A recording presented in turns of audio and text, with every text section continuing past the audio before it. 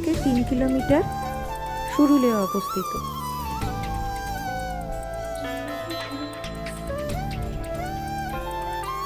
সুরুল পশ্চিমবঙ্গের বীরভূম জেলার বোলপুর মহকুমার একটি গ্রাম।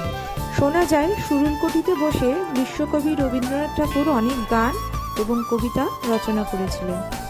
এই সুরুল রাজবাড়ি, আর না হলে আপনারা জমিদার বাড়িও বলতে পারেন, এই জমি পর্যটকদের আনাগোনা দেখা যায়। পুজোর সময় এই নাট মন্দিরে প্রতিদিন জাতুল রাজবাড়ির প্রত্যেকটা দেওয়ালে যেন ঐতিহাসিক পটচিত্র বর্ণিত আছে।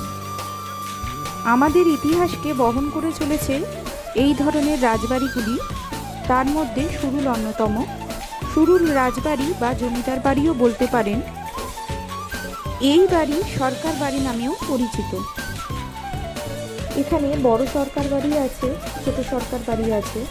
দুই সরকার বাড়িতেই দুর্গাপুজো হয়। পেছনে আছে জোড়া শিব মন্দির, আপনাদের একটু দেখাচ্ছি। অবশ্যই এই সুরুল রাজবাড়ি ভিজিট করবেন, আশা করছি ভালো লাগবে সবার। শান্তিনিকেতন যখন ঘুরতে আসবেন তখন এই সুরুল রাজবাড়ি সাইট সিন হিসেবে আপনারা রাখতেই পারেন।